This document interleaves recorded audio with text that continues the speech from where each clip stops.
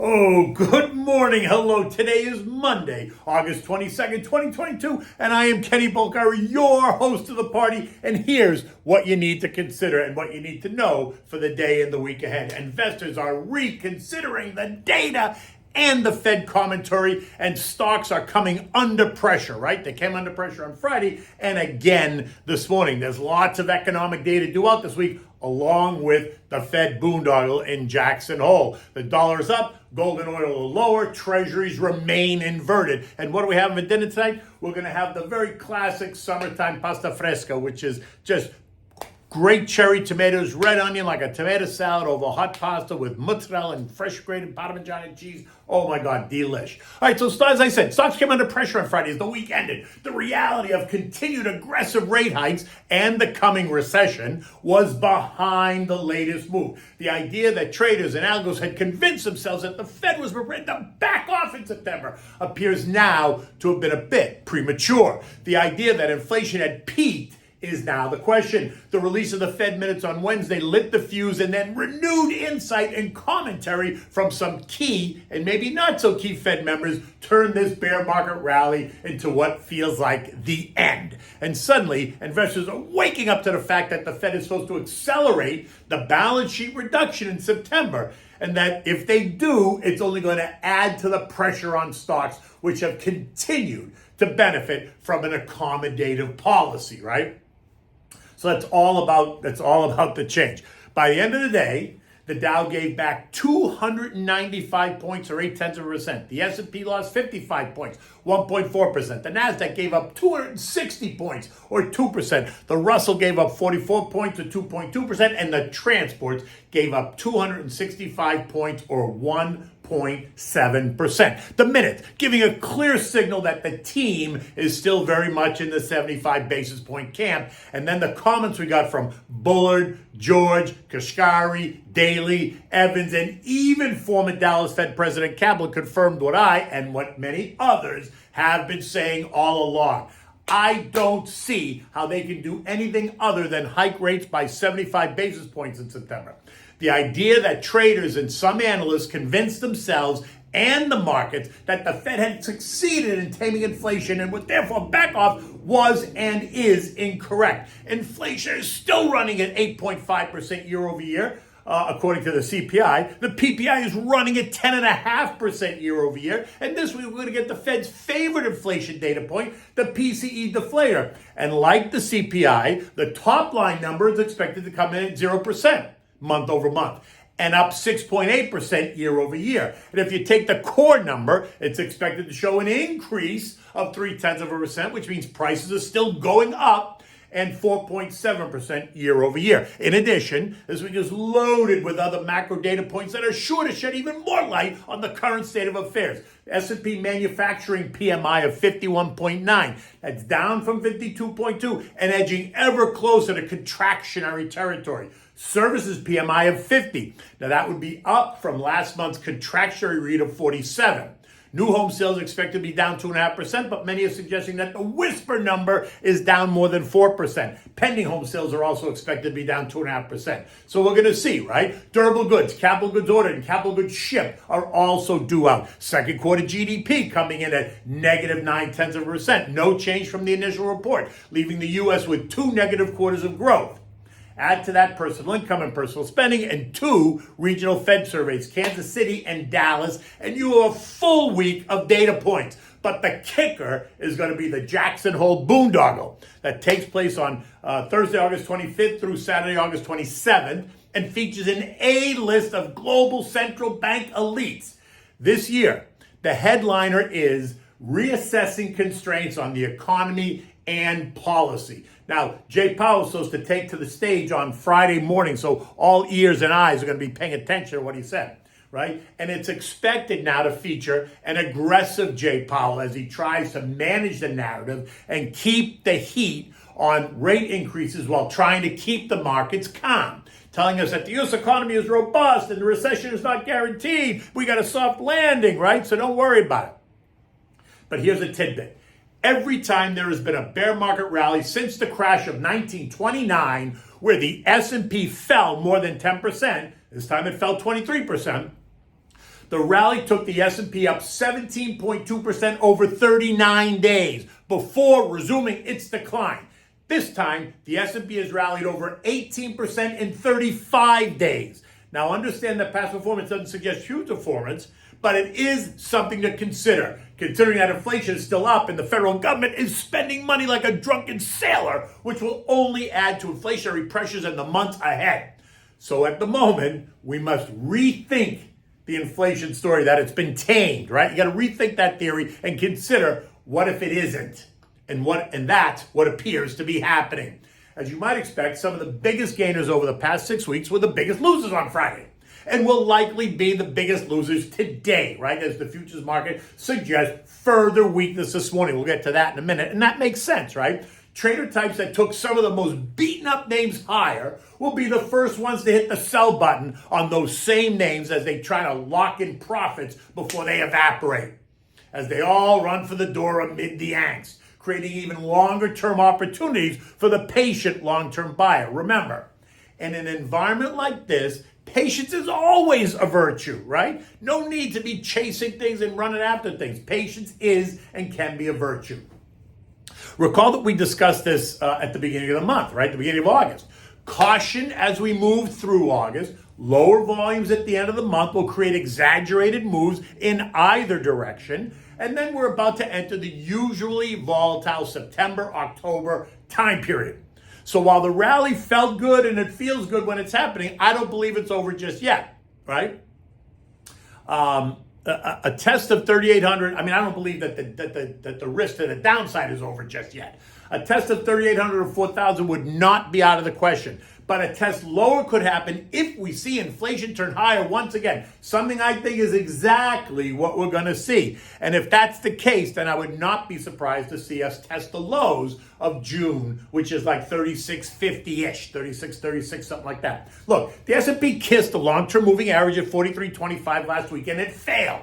And it's going to likely move lower today, fine, leaving us in the 4,100, 43.25 trading range, right? Right smack where we are. The next real level of any support is 4,100, or down 3% from where we closed on Friday. Not a disaster by any stretch, unless, of course, 4,100 does not hold. So sit tight.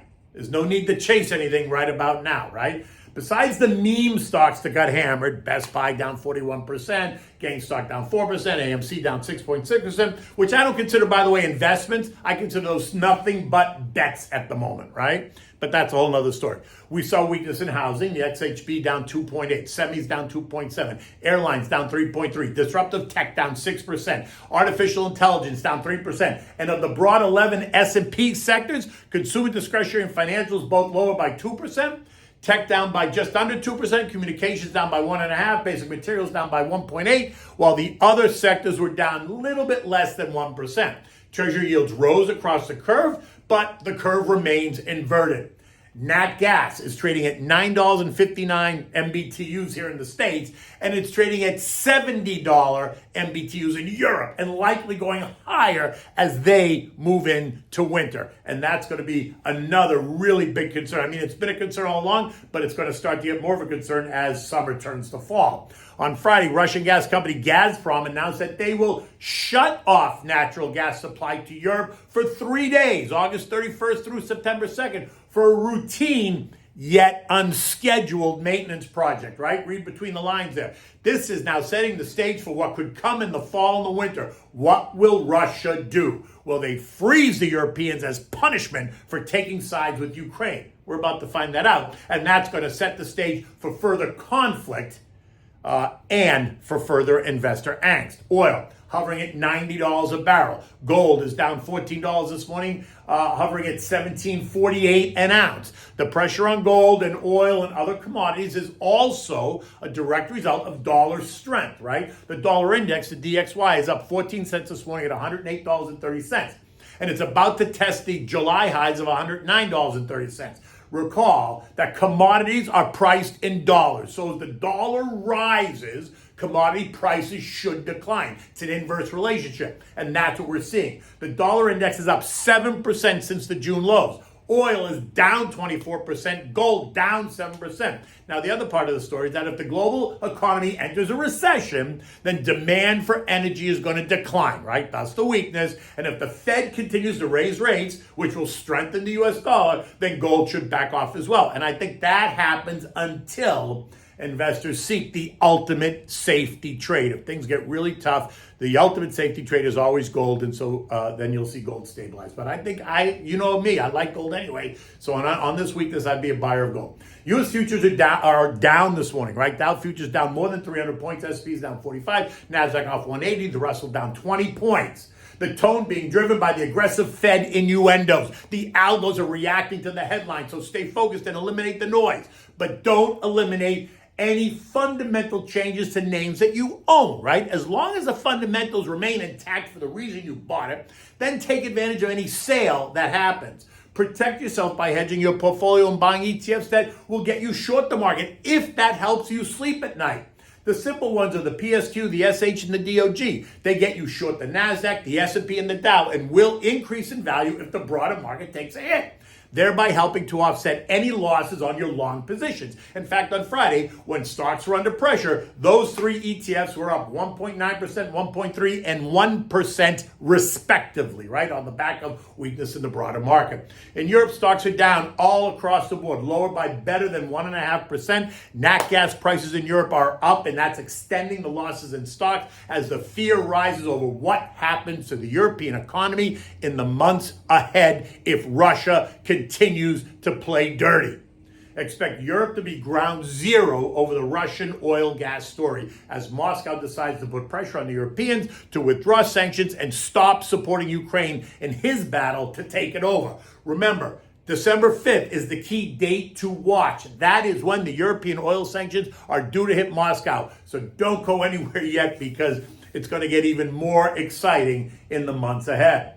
The S&P ended the day on Friday at 4228, down 56 points, right? As noted last week, we kissed resistance and failed, and this morning futures are pointing lower. Real support will not be found until we get to the trend line at 4100. Not a level I'm suggesting that we're going to get to today, but it is a level that I believe we are going to test over the coming weeks, right? It's, like I said, it's only down 3%, so it's not the end of the world. But then we're going to run into the September and October typically volatile months, and likely more so this year as the Fed tightens rate and reduces the balance sheet. Right now, we remain in the 4,100, 4,325 trading range, but do not discount a move even lower if we cannot get control of inflation, or if inflation should rear its ugly head again and start to move higher and then blow the current story apart.